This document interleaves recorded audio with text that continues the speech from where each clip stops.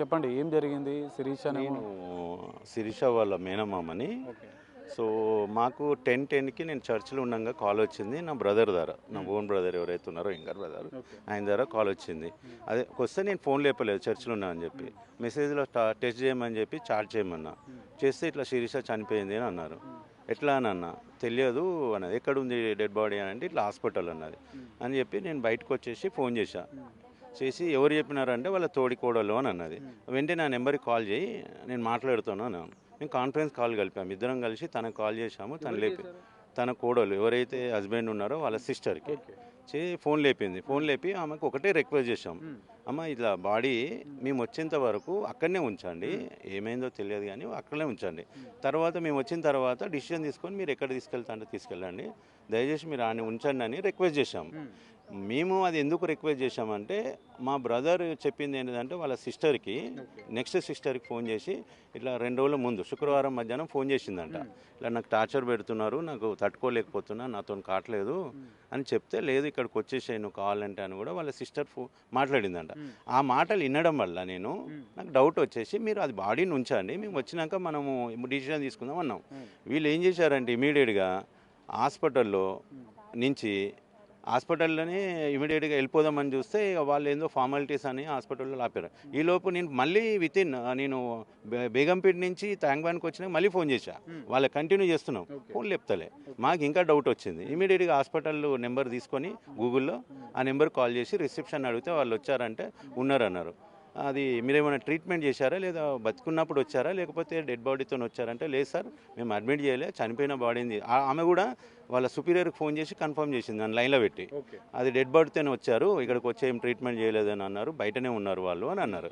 అంటే దయచేసి అటెండ్ ఎవరైనా ఉంటే కొంచెం కలపండి, ఒకసారి మాట్లాడియండి అని అంటే, వీళ్ళు ఫోన్ లేపనందుకు వాళ్ళ త్రూ మళ్ళీ వాళ్ళని కాంటాక్ట్ చేశాం.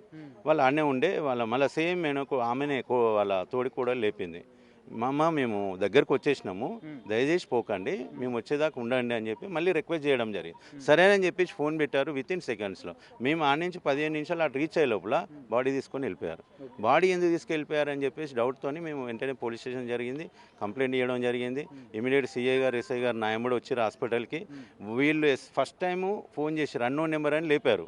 ఇలా మేము ఇట్లా పోలీస్ స్టేషన్ నుంచి అమ్మా నేను ఎస్ఐని మాట్లాడుతున్నా అనగానే, ఏమైందని ఇట్లా వాళ్ళు ఏదో డౌట్ పడుతున్నారు, మీరు డెడ్ బాడీని మాకు చెప్పకుండా ఎట్లా తీసుకెళ్తారు, మీరు వెనుకకు రావాలి అని చెప్పేసి వాళ్ళు చెప్పడం జరిగింది. సరే నేను ఫోన్ పెట్టేసి వాళ్ళ ఫోన్ లేపడం కూడా బంద్ చేసింది. వాళ్ళు ఆల్మోస్ట్ 7-8 డిఫరెంట్ నెంబర్స్ నేను ఫోన్ చేసినా కూడా లేపడం బంద్ చేశారు. తర్వాత వాళ్ళు మళ్ళీ ఏం చేశారంటే ఆ కెమెరాస్కి వెళ్ళి సెకండ్ ఫ్లోర్లో హాస్పిటల్ కెమెరాస్కి వెళ్ళి, ఎందుకంటే అంబులెన్స్ బయట నుంచి బుక్ చేశారు, ఆ హాస్పిటల్ అంబులెన్స్ కూడా తీసుకోలే, ఎందుకంటే నెంబరును నేమ్ అది తెలుస్తుందని బయటనే బుక్ చేసుకొని వీళ్ళు కెమెరా ద్వారా ఆ ఫోన్ వ్యాన్ది అంబులెన్స్ నెంబర్ దొరకబట్టి ఏదో విధంగా వాళ్ళు లైన్లోకి టచ్లోకి తీసుకొచ్చినాక లాస్ట్ మాట్లాడింది ఆమె వేరే నెంబర్ నుంచి మాట్లాడితే, నేను వాళ్ళ తోడుకోడలను, అమ్మ ఇమీడియట్గా మీరు అప్పటికే వీళ్ళు ఫోన్ నెంబర్ని ట్రాక్ చేస్తున్నారు, వీళ్ళకున్న ఫోన్ని కడతాలు దాటిపోయినారు, వీళ్ళు ట్రాక్ చేస్తూనే ఉన్నారు కెమెరాలో. సో వీళ్ళు టీంని కూడా పెట్టినారు. సో పోలీసు వాళ్ళు అక్కడ కూడా ఇన్ఫార్మ్ చేశారు లోకల్ వాళ్ళకి. వాళ్ళకి క్లియర్గా వార్నింగ్ ఇచ్చారు, మీరు ఇక్కడ రావాలి ఇమీడియట్గా, లేకపోతే బాగుండదని వార్నింగ్ ఇచ్చారు. ఉన్నాక పెట్టేశారు. మళ్ళీ రెస్పాన్స్ చేయకపోయేసరికి వీళ్ళు ఏం చేశారంటే డ్రైవర్ని కాంటాక్ట్లోకి వెళ్ళారు. డ్రైవర్తో ఫోన్ చేశారు, బాబు ఇది ప్రాబ్లం అవుతుంది, నువ్వు ఇమీడియట్గా ఏడు ఆపకుండా స్ట్రైట్ తీసుకుపోవద్దు, హాస్పిటల్ తీసుకురావాలని అంటే, అప్పుడు ఆ వ్యాన్ నెంబర్ నోట్ చేసుకుని డ్రైవర్ చేసింది ఫోన్ నెంబర్లు నోట్ చేసుకొని డ్రైవర్తో ట్రాక్ చేసుకుంటూ ఉస్మానియాకు అంబులెన్స్ వచ్చేటట్టు చేశాం. వచ్చిన తర్వాత మేము ఏదైతే కంప్లైంట్ చేస్తున్నామో ఆ టైంలో వాళ్ళ సిస్టర్స్ ఎవరైతే ఉన్నారో సిస్టర్స్ ఫస్ట్ వచ్చారు.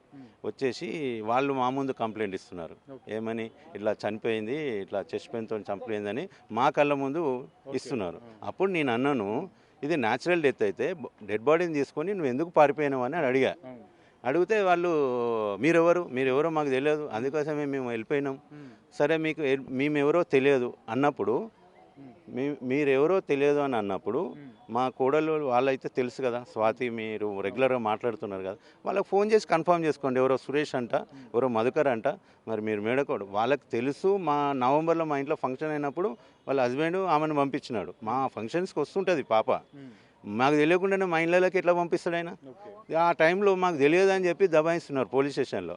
మేము ఇదే అడగడం జరిగింది, ఫంక్షన్లకు ఎట్లా పంపించినారు, ప్లస్ ఒకవేళ డౌట్ ఉంటే వాళ్ళ సిస్టర్స్కి ఫోన్ చేసి వీళ్ళు ఎవరో ఫోన్ చేస్తున్నారు, బాడీ చూస్తా అంటున్నారు, మరి ఉంచాలనా లేదా?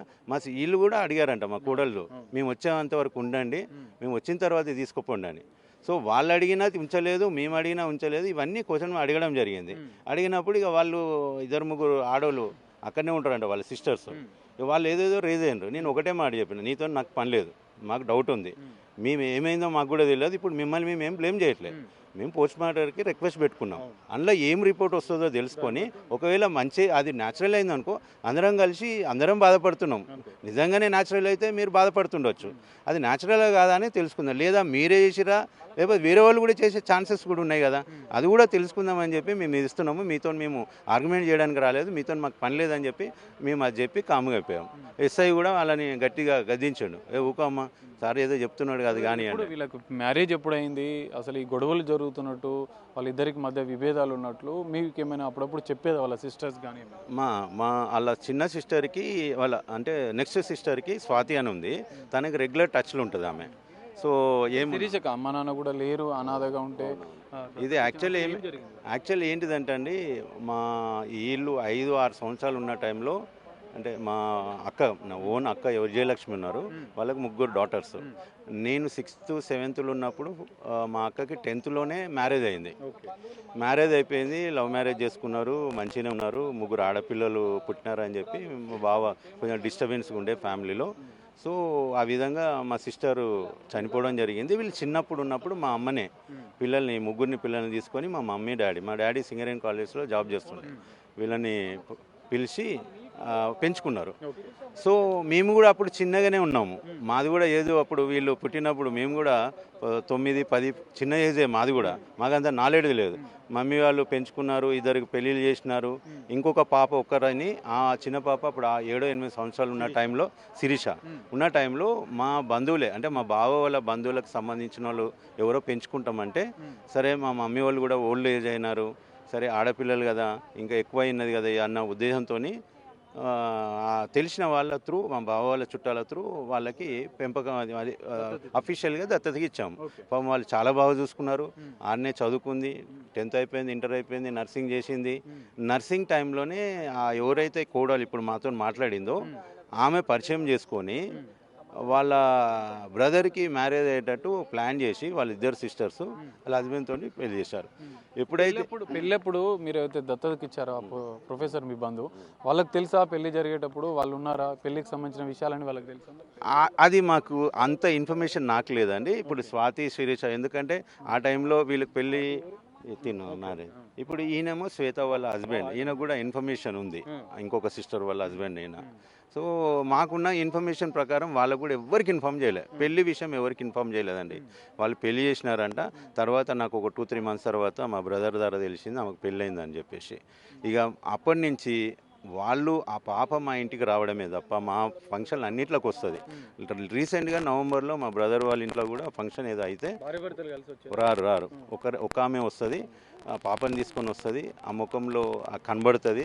మేము అడిగినాము, అడిగితే ఎట్లున్నావు బేటా అని అంటే బాగానే ఉన్నా మామ అని అనేది మనకు మనుషులను బట్టి అర్థమవుతుంది. కాబట్టి ఏదో బాధలు ఉందని చెప్పేసి రీసెంట్గా ఏదో నర్సుకి గవర్నమెంట్ పోస్ట్ కూడా ఏదో అప్లై చేసుకుంది. సో అది కూడా మా అప్లై చేసిన మామ అని చెప్పింది. దాని ఏదో రిజల్ట్స్ కోసం వెయిట్ చేస్తుండే, నర్సింగ్ రిజల్ట్స్ కోసం కూడా గవర్నమెంట్ది.